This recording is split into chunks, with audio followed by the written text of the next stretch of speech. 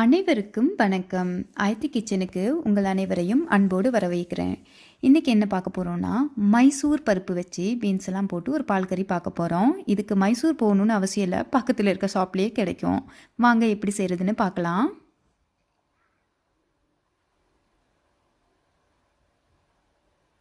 நான் 1/4 கப் பருப்பை தண்ணியில் ஊற போட்டு நல்லா கழுவி எடுத்துக்க போகிறேன். அது கூடவே இடிக்கிறதுக்கு சின்ன சீரகம் 1/4 டீஸ்பூன், சோம்பு 1/4 டீஸ்பூன், ஒரு 10 மிளகு, 4 பல்லு பூண்டு நல்லா இடித்து வச்சுக்கோங்க. பெரிய கப்பில் 1/2 கப் தண்ணி ஒரு பாத்திரத்தில் ஊற்றிட்டு நல்லா கழுவி வச்ச பருப்பை அது கூட சேர்த்துக்கலாம்.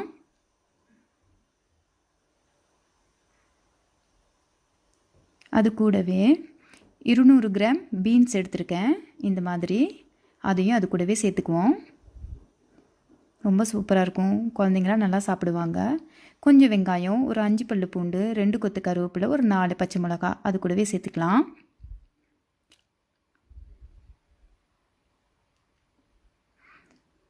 கால் டீஸ்பூன் சின்ன சீரகத்தூள், 1/4 டீஸ்பூன் மஞ்சத்தூள்,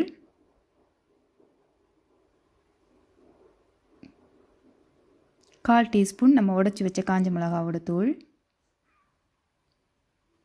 அது கூடவே 1/4 டீஸ்பூன் கரம் மசாலா,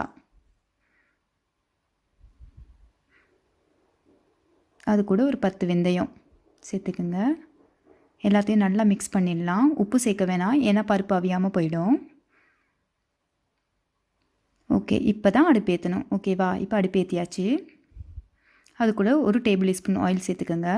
நல்லா மிக்ஸ் பண்ணிவிட்டு இப்போ நம்ம இதை மூடி வச்சிடலாம்.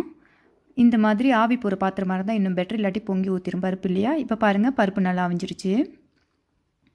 ஒரு டீஸ்பூன் உப்பு சேர்த்துக்கோங்க. நல்லா மிக்ஸ் பண்ணிவிடுங்க. பருப்பு குழையக்கூடாது, இந்த பதத்தில் இருக்கணும். இது கூடவே நம்ம இன்க்ரீடியன்ட் கோகோனட் தேங்காய் பால் 1 கப் சேர்த்துருக்கேன். தேங்காய் பால் அவ்வளோ உடம்புக்கு நல்லது. இப்போ ஒரு கொதி வந்ததும் இப்போ தாளிக்கு சேர்க்கலாம். ஒரு டேபிள் ஸ்பூன் ஆயிலில் கடுகு 1/4 டீஸ்பூன் போட்டு பொரிஞ்சதும் 3 காஞ்ச மிளகா சேர்த்துக்கோங்க. அது கூடவே இடித்து வச்சோம் இல்லையா, அந்த இதெல்லாம் சேர்த்துக்கோங்க. பொரியட்டும். ஒரு டேபிள் ஸ்பூன் வெங்காயம் சின்னதாக நறுக்கி சேர்த்துக்கோங்க. அது கூட ஒரு கொத்து கருவேப்பிலை. இப்போ நல்லா ஃப்ரை ஆகிறப்ப 1/4 டீஸ்பூன் பெருங்காயப்பொடி சேர்த்து தாளிப்பு கொட்டியாச்சு. பார்த்திங்களா எவ்வளோ சீக்கிரம் ஆயிடுச்சுன்னு. ரொம்ப டேஸ்ட்டாக இருக்கும், செஞ்சு பாருங்கள். இது இன்னொரு பாத்திரத்தில் மாற்றிடலாம். அருமையான சாப்பாடு பார்த்திங்களா, சூப்பராக இருக்குது. இது எல்லாத்துக்கூடையும் சாப்பிட்லாம். நீங்களும் ட்ரை பண்ணுங்கள். இந்த ரெசிபி பிடிச்சிருந்தா கமெண்ட் பண்ணுங்கள். ஆரோக்கியமான உணவு, ஆரோக்கியமான வாழ்க்கை. இன்னொரு ரெசிபியில் சந்திக்கிறேன். Bye bye.